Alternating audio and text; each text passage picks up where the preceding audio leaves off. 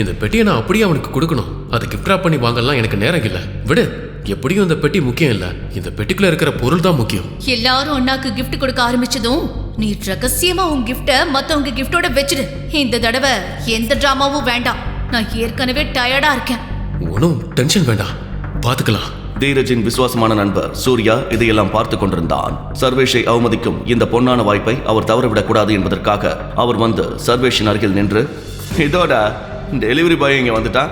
சூர்யா, சர்வேஷ் என் புருஷன். அவரை கிண்டல் பண்ணா அவ்வளவுதான், ஜாக்கிரதையா இரு. வேதிகா, நான் உன்னை ஹர்ட் பண்ண விரும்பல.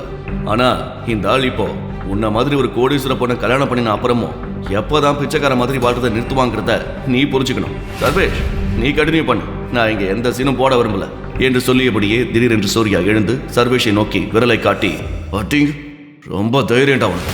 மனசுல என்ன நினைச்சிட்டு இருக்க? நீ எப்பவும் டெலிவரி பாய் தான்டா. வேதிகாவை கல்யாணம் பண்ணிக்கிட்டா பிச்சைக்காரன் பெரிய புடுங்கி ஆயிடுவியா?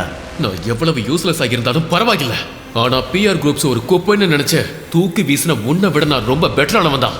என்னடா திமிரா பேசுற என்று சொல்லிக்கொண்டே சூர்யா சர்வேஷை நோக்கி வேகமாக வர ஆரம்பித்தான். இந்த காட்சியை பார்த்த பலர் கண்களை மூடிக்கொண்டனர். விஷயம் மிகவும் சூடு பிடித்திருந்தது. சூர்யாவின் உடல் மிகவும் தசைப்பிடிப்புடன் இருந்தது. நகரின் மிகப்பெரிய ரவுடிகளுடன் அவனுக்கு நிறைய தொடர்புகள் இருந்தது. முழு வீடியோவை பாக்கெட் FM தமிழ் யூடியூப் சேனலில் கண்டு மகிழுங்கள்.